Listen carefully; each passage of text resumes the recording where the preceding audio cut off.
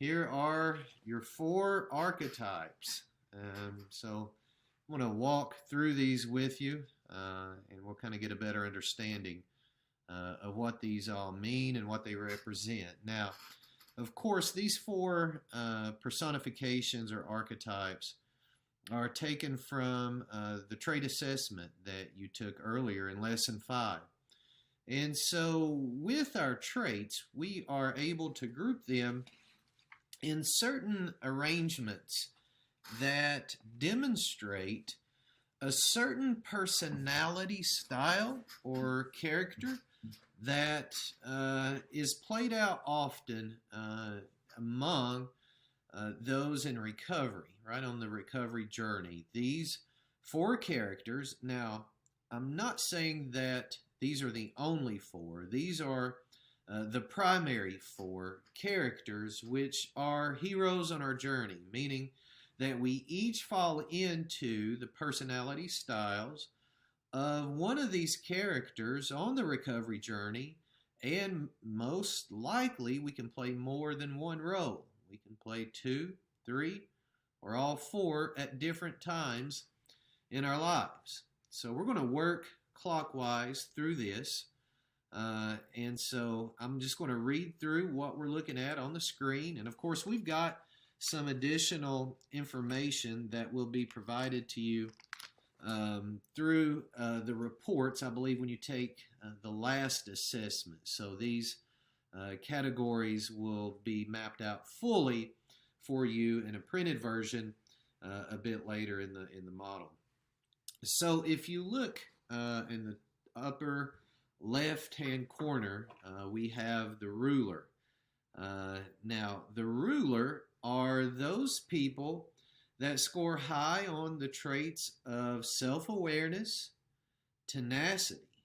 Those are 2 traits which appear in that personality style or personality representation or personification. So if you scored high on self-awareness or tenacity, there's a good chance that you may be a ruler amongst your friends in any organization, in a family. And a ruler is this. So they are aware of themselves, which is a good thing. And remember that all of these traits have light representations and shadow representations. So a ruler is someone who is self-aware and they're tenacious, right?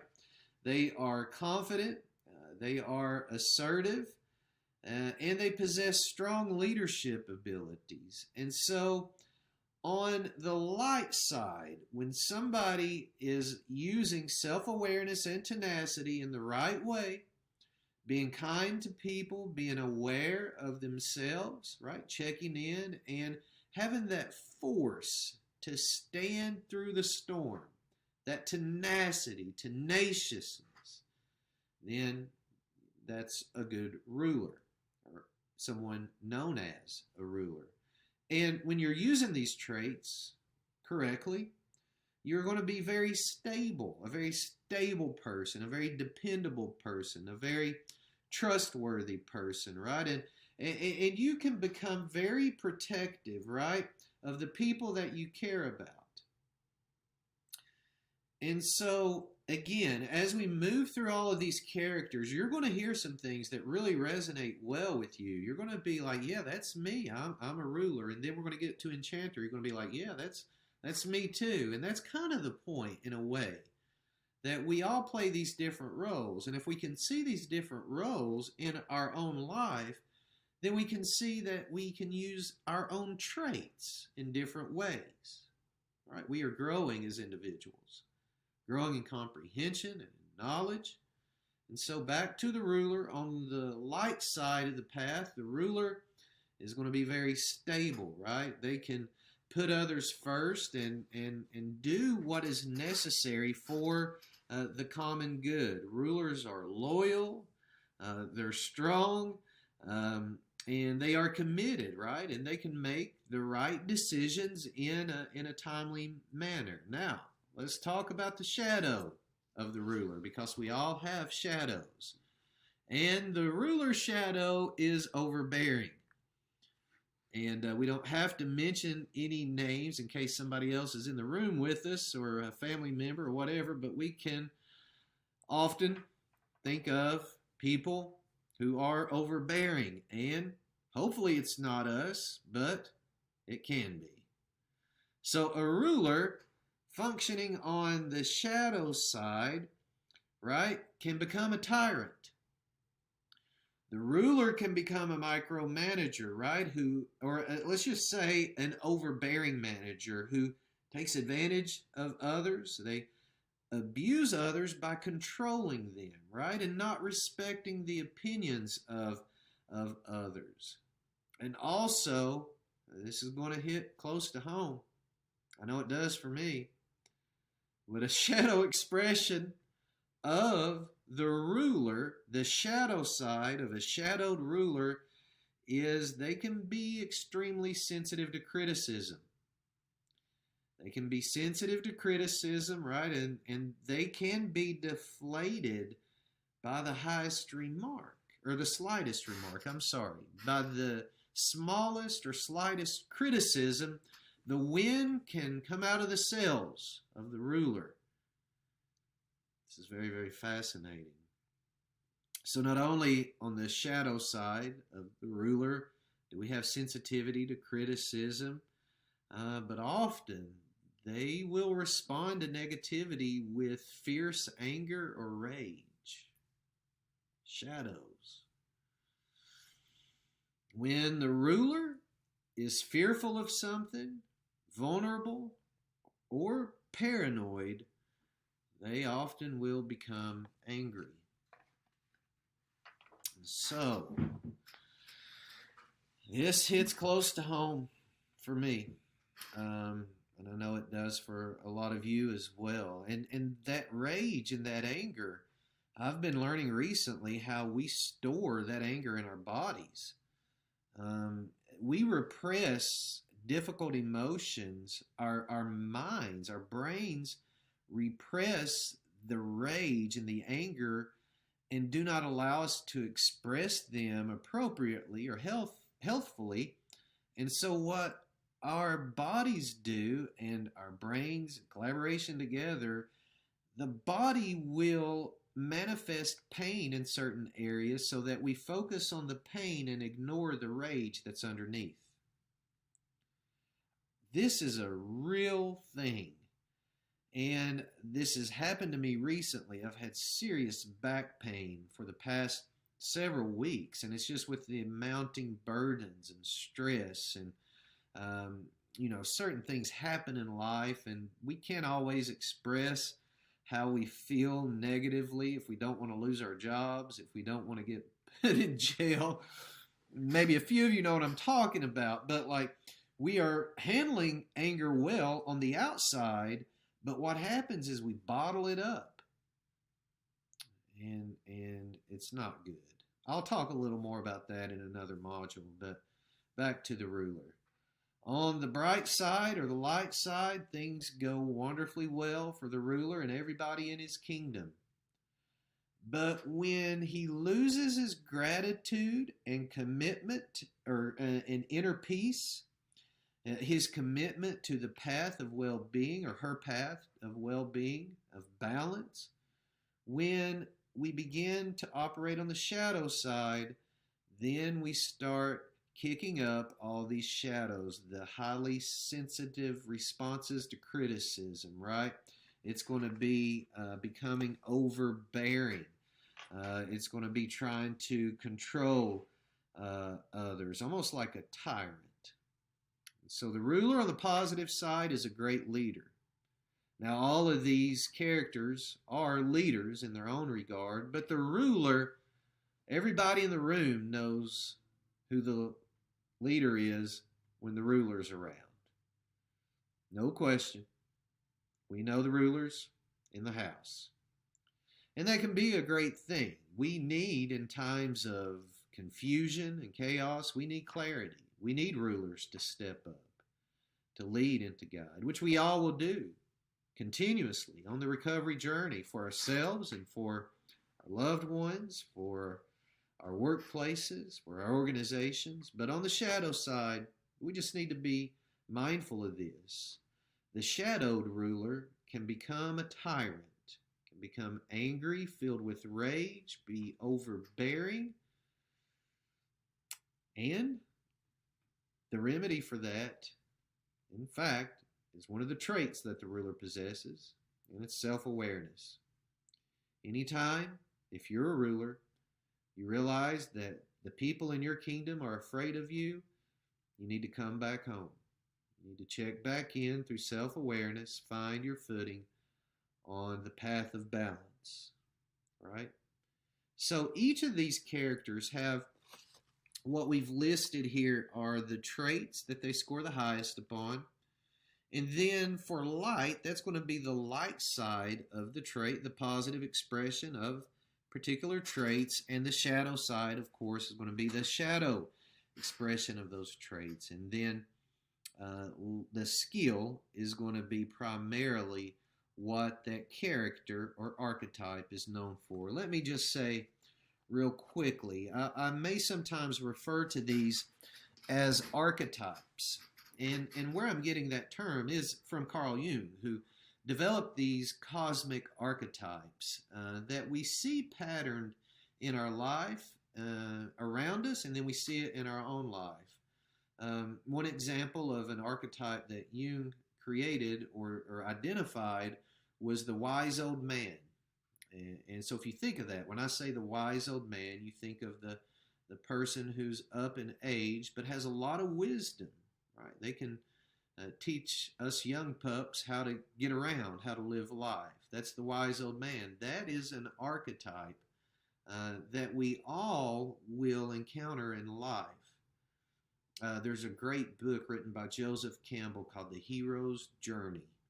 I highly recommend all of you to check that book out. It was written several decades ago, but it really unpacks the understanding of archetypes, how across all religions, all civilizations, there are these archetypes that always come into play in our lives. Very fascinating topic, but I'll not say any more at this point. I encourage you to check out the book by Joseph Campbell, The Hero's Journey.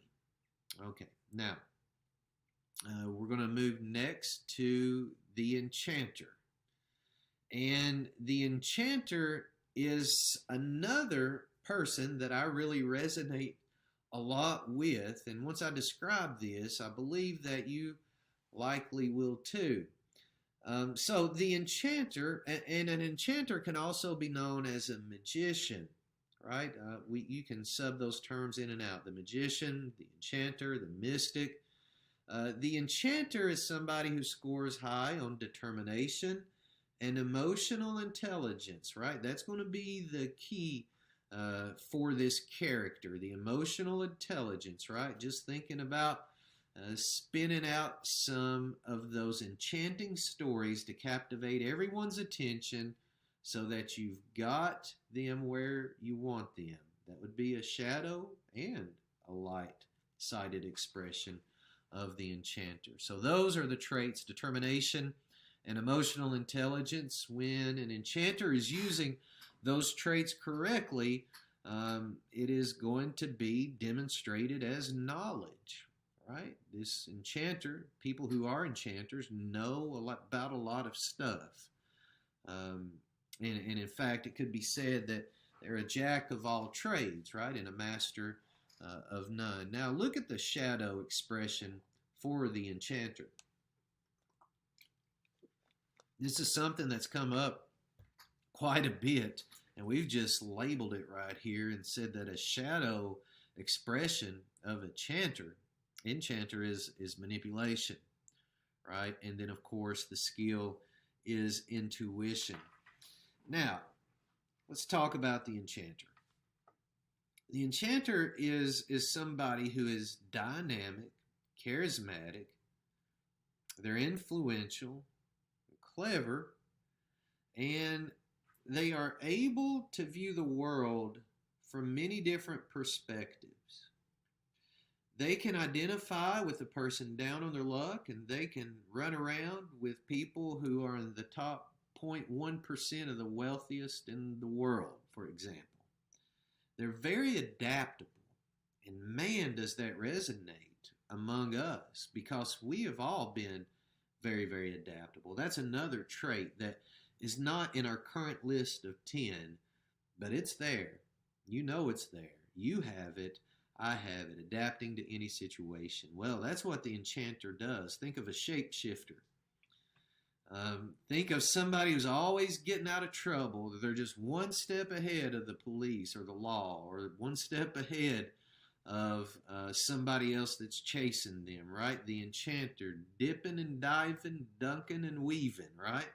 You could say. And man, what a great skill set they have, right? The magician, the enchanter, can see the world through a lot of different lenses, and has a love for knowledge, right? Has a love for knowledge. That's what a philosophy means. Philo meaning lover, or philo meaning wisdom, and lover of wisdom, right? Philosophy. So anyway, the enchanter, the magician, loves knowledge, knowledge of all things.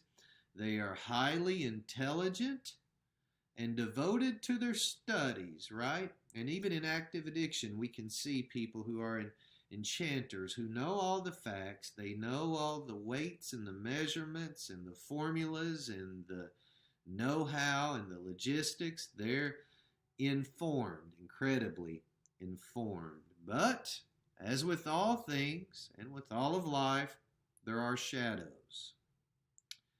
And so, what are some of the shadows of the enchanter, right? Well, the enchanter can be a deceiver, because they can so eloquently speak. They can deceive others quite easily.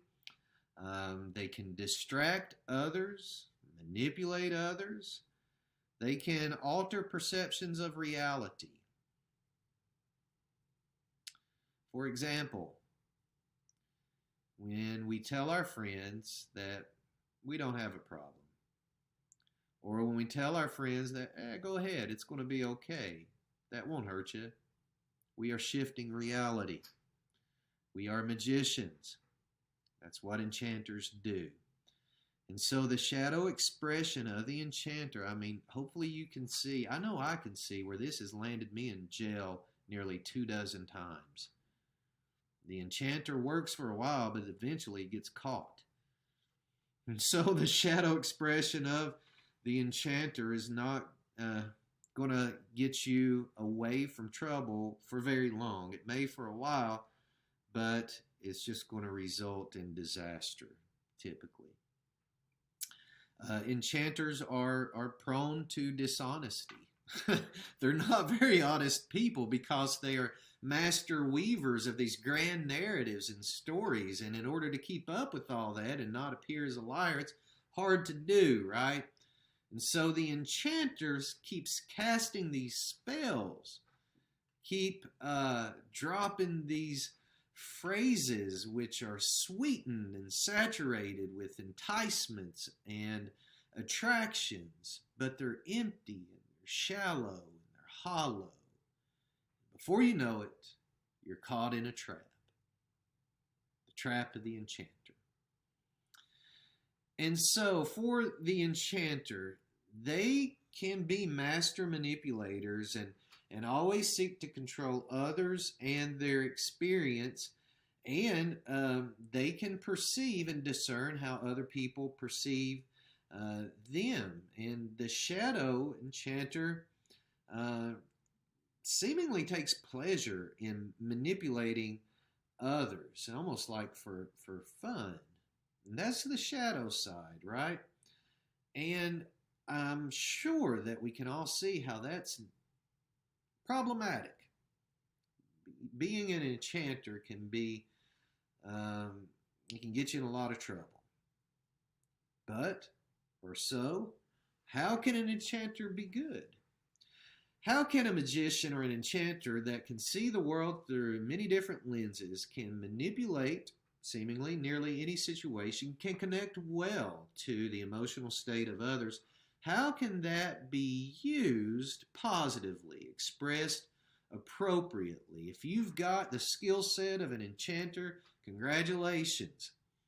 You're going to forgive all of those negative expressions, embrace them, and then move forward in a much more positive fashion. So now, you've got these great tricks up your sleeve, but they're not tricks, they're traits.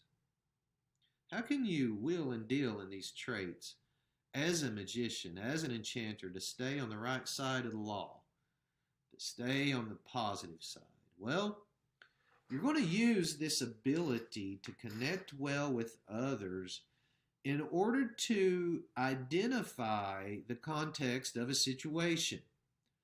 You are, as an enchanter, as soon as you walk into the room, you're going to be able to know who everyone is and what the current power dynamic is in that room, the social structure and context, and you may not even be able to list that, but there's something inside you that knows. This has served you well in active addiction. It served me well.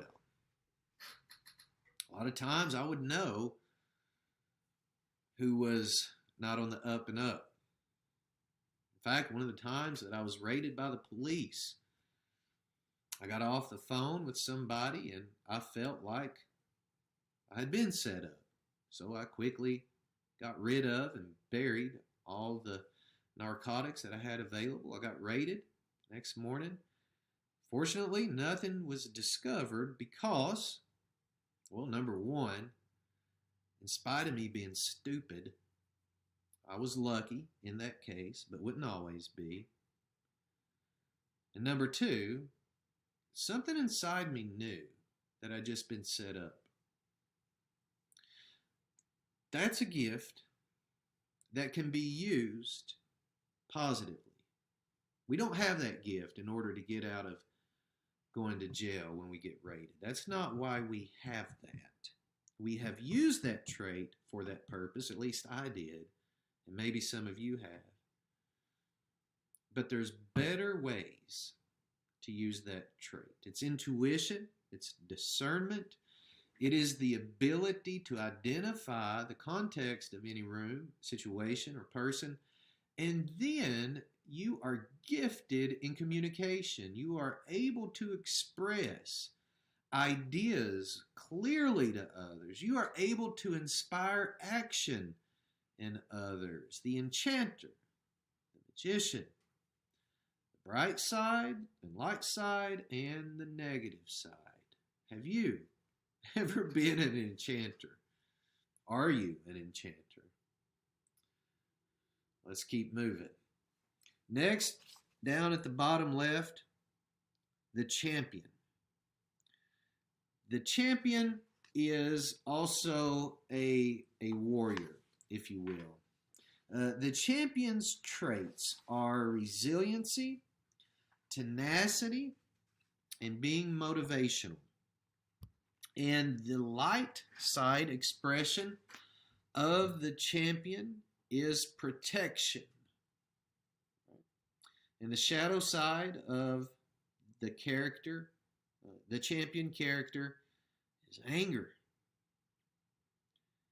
One thing a champion's good at is setting goals. And that's what I mean by skill on these traits or on these characters. The ruler's skill is leadership. The enchanter's skill is intuition. And the champion's skill is setting goals. So the champion has mastered themselves in both body and mind. Typically, it's those of us that are able to practice self-control. And so that can be applicable for a wide range of activities, including fitness and nutrition. It can be the cessation of smoking, the abstinence from drugs. The champion has power, right? They have strength, and they know when to be assertive and how assertive they can be. And I toggle between assertiveness and aggressiveness. And I'm not going all in and saying aggressive because I believe that's going to be a shadow-sided expression of the champion. The champion, when operating peacefully and healthfully, will know when to be assertive. And there's times in our lives when we have to be assertive. It's appropriate. It's the right thing to do, to be assertive, to bring about order and structure in the midst of chaos. We have to assert certain structures and boundaries and processes and procedures. And so for the champion, they are able to do this well. And the champion is able to relate well to others and to extend energy or effort, concentration to others, and then they can quickly pull it back. So throughout this model, we're practicing mindfulness and meditation, right? We're always coming back home through self-awareness, and we're cultivating this presence, this energy within us. Well, as we move throughout the day, we have the ability to focus this energy or our attention into other people. And man, it's a great opportunity for us to love on others, right? To extend grace to others. And we can also dial it or reel it back in. And when we become the shadow champion, we're cutting and dicing and slicing people all around us. Maybe we know it or maybe we don't. But if you can imagine the champion of being like a warrior in regard, very strategic, very powerful, and it has a lot of control in terms of like knowing when to strike and when to block, when to throw a hook or a jab, an uppercut, and when to sweep the leg or when to duck from a punch. That's the champion, right? And of course, I'm talking in allegory, but I know that you know what I'm talking about, what I mean here, that we can, or champions can put up a fight for a just cause and defend those that they love. And again, like I know that this correlates and resonates with several of us, right? But we are able to be warriors, so to speak, of those that we love and care for. And this is a great characteristic. The champion is ideal, man. We love champions, right? Because they're going to protect and defend the innocent, right? They're going to deliver justice for those who have taken advantage of others. The champion is able to protect, to guard, to lead, to guide.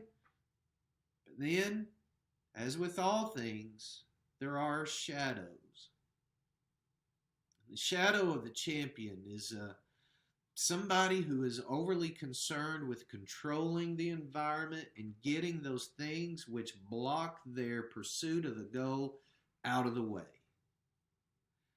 The champion transforms from a graceful and a masterful craftsman, a boxer, if you will, and then deconstructs to the level of a grappler. But I'm not saying anything bad about grapplers. If any of you are grapplers, it was the first thing that came to my mind. But if you can think of a champion of being so strategic with their words, with their actions, with their goal setting, but then when we start drifting down into the shadows, man, we start hurting a lot of other people because that tenacity can become anger. And when things get in our way, when things get in the way of what we want, we can become angry. That's what champions do when they're living in the shadows. And if you find that you're in the shadows, you're a champion, you're in the shadows, come back home. Realize it, recognize it, forgive yourself, embrace the fact that you're a champion, and move forward. And so The champion is this part of us that may get really angry, has little patience, but as soon as we come back home, we're back to the place of balance and well-being, place of inner peace, and then we can use our traits of resilience and tenacity and determination in a much more concentrated, focused, and healthy way of living, to where we return to the community from which we came, and we engage, we contribute, we serve, and we protect. The last character, bottom right, the lover. The lover's traits are authenticity, empathy, and motivational. The lover loves the grace column traits. The lover lives in the grace column traits. The light expression of the lover who's living in the light, they are dynamic and fantastic when it comes to relationships. Man, they are building healthy relationships. They're bringing about reconciliation and restoration. They are amplifying all the positive qualities and outcomes of relationships, right? And the shadow side, however, is the people-pleasing aspect. Lovers can become people pleasers, trying to please everybody around us, and then before you know it, we please no one, and then we don't even please ourselves. We hate ourselves, or at least we can become aware of that we're going that direction. And of course, the skill of the lover's friendships. The skill of the champion is setting goals, which is a great trait to have, or ability to have. In fact, I believe we have a full lesson on goal setting. Now back to the lover. So the lover is all about creating these relationships, and they enjoy the emotions that come from these relationships, and lovers are always looking for ways to make other people feel better about themselves and feel better about life. I know my wife Amanda's great at that. I can be having a terrible day, or a terrible moment, or a terrible year, so to speak. I can be in a rut, and Amanda will come along and say something that's very sincere and very true.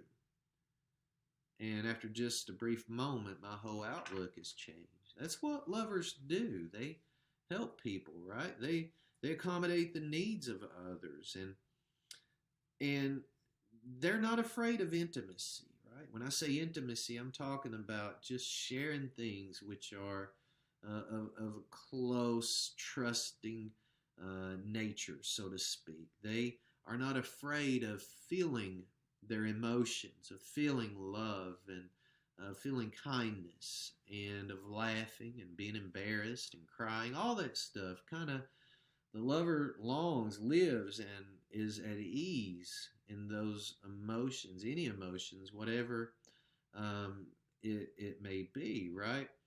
And when I say lover, we're not just talking about romantic love. We're talking about like parental love, the love that parents have for children and children for parents, the love that friends have for each other, the love that families have, the love that's included on the spiritual life, the spiritual path, the spiritual journey. And of course, it does include the romance, the romantic side or aspects of love. But as with everything, there is a shadow. And the shadow of the lover is shallowness, obsessiveness, and being overly dramatic. Shallowness, obsessiveness, and being overly dramatic, right? Getting all wrapped up in the episodes and the drama of their lives, and also most notably the lives of others, wrapped up in all that drama, mama, as they say, right? And so the shadow of the lover is going to be that dramatic episode after episode, the obsessiveness, right? If you've ever seen that movie Fatal Attraction, and I'm probably going to butcher the retelling of this story, but basically, this lady had a crush on a guy, and she was kind of stalking him. And one day, he goes to make lunch, and there's like a boiled rabbit on the stove because she had killed a rabbit, put it in a pan, and I don't know. It was weird, but the point is that people can become all wrapped up in other people's drama to the point that it becomes weird and it becomes malicious and it becomes concerning. But here's the thing, we've got to understand, if we ourselves are leaning towards this shadow of losing ourselves in the pursuit of relationship, this is very dangerous ground for us. But it can all be forgiven, because once you see the reasoning behind that, the motivation behind that, it is love. People long for love. As human beings, we've got this giant capacity within our souls and within our hearts to receive a vast amount of love. And so when we don't get that, who out of all of us can blame anyone else for just losing themselves? And when they find somebody they think that is going to shed some love abroad in their hearts, they lose their head and go chasing after them. We can quickly identify that that's a wrong thing to do, because you lose yourself, you're out of balance, there's no foundation. You're going off and chasing rainbows and lollipops and unicorns, and we know everybody's screaming at you, stop, stop. You're going to fall off the cliff. You're going to go off the edge. And while every bit of that is true, can you not find a place of empathy in your heart for that person? They're just longing for love. So be merciful to them. Be merciful to yourself if this is you. Maybe you've went in this very same pattern.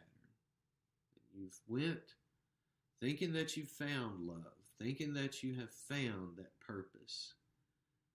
But once again, you've been let down. You've been crushed. And if that's you, I want to tell you, let's go home. You can find your way home through self-awareness, going back to the place of inner peace. And what you're going to find when you get home is welcome arms, open hearts. And you're going to find yourself there, your true self, your higher self. So your spirit, that place from which you can anchor your awareness and your rest, right? Lovers also can become singularly focused, meaning when you get a topic or a project or a person in frame, in focus, then that's all you think about. And I can do that. I can become obsessed with goals, and before long, I've lost my peace, lost my joy. Another thing, another shadow of the lover is they will sacrifice themselves for who they love. Gosh, and I mean, we can see that that's a very noble, a very admirable motivation. But what ends up happening for the lover living in the shadows is they will sacrifice themselves for the object of their desire, but that love is not reciprocated. And perhaps you can think of a lot of occurrences in your life, and you think a lot of people around you that have sacrificed themselves, that have put themselves on the line again and again and again to where there's nothing left. And perhaps, I can think to people in my life that have loved me so much and given so much, where they've sacrificed themselves. Maybe you too. You can think of maybe family members or friends that loved you very much. And for your sake, for your mental health, for your well-being, for your safety, they have sacrificed money, resources, time, attention, all that they have for you. And you're worth it. Maybe you're doing the same thing for somebody else. And if you're laying it all on the line, you're sacrificing all that you have for someone else, I want to say first of all that you are following in the footsteps of some of the greatest spiritual leaders our world has ever known. But in our greatest spiritual leaders, while they sacrificed all of themselves, they did not lose themselves. They retained that identity, that essence, those traits which belong to their true nature. And so, if you're a lover, I encourage you, love with all that you have. And as long as you stay connected to the place of inner peace and balance, accessible through self-awareness, awareness of the present moment, then you're going to be okay. But if you get off track and you're sacrificing yourself for another object, another person, and you never consider yourself, you never contemplate the inner peace, balance, or well-being, then we need to wake up, open our eyes, and come back home through self-awareness. So, there you have it.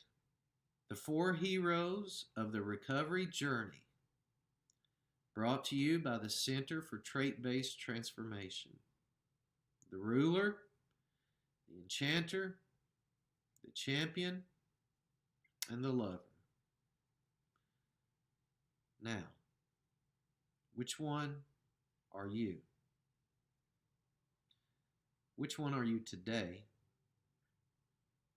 And then we will notice and ask ourselves again later in this model, who will we be tomorrow and the next day and the next season? Because what we are gaining from this knowledge is a library or a tool shed of tools, a library of resources, a vault of traits that we don't have to syndicate or manufacture. They are already present in our very own lives. And so we're learning to use these traits, use the expression of ourselves in very healthy ways. The ruler, the enchanter, the champion, the lover. Remember, on your assessments, you should be able to see which of these characters best fit your personality. And this is dynamic, and that's why this is important. And so you've taken the assessment. The assessment's not to be discarded and replaced by the next assessment. You are to keep all of these assessments and see how you change and adapt over time. What traits that you use more abundantly in certain seasons of your life, and then which character best represents you for different occasions or versions or seasons. And this is not being inauthentic. Being inauthentic is just throwing up whatever character comes to your mind so that you don't have to deal with the truthfulness of what's facing you. But when you're an open book with open heart and open hands and an open mind, you allow yourself or access to all of these characters because all of these characters are you. And when you need it, that character will emerge. When you need to be an enchanter for the right reasons, in the right context, the enchanter's there with you. When you need to be a ruler in the right condition, in the right context, well, there's the ruler. Where is he found? It's on the path of self-awareness, where you can find him. What about the champion? When you need somebody to defend you, to protect the innocent, to bring about justice in a healthy way, you need a champion. He's there within you. Where do you find him? He's on the path to self-awareness. And the lover, well, when you need the lover, where can you find him? He's in you. Where? He can be discovered, or she can be discovered on the path of self-awareness. So, this concludes Lesson 10, and it concludes our second module. In module number 3, we're going to be moving to self-leadership. We're going to be looking at how we take care of ourselves, and we're going to be looking at building healthy relationships. And we are going to continue learning about healthy ways of living. We're going to take a deep dive into self-care and health and wellness and balance. And then leadership, we're going to flesh that out, understand that, explore that fully. And then we're going to put it all together with professional skills and entrepreneurialism. And before we move to our last part, which will be either a meditation or a trait-based story of transformation, I just want to tell you all how proud I am of you. I want to thank you for sticking with us this far, and we're just getting started. Which character are you? You're all of them. Now, which one do you need right now the most? That's between you and your place of inner peace, your intuition, your awareness. Appreciate everyone. Proud of you. And next, I'll introduce you to our next segment.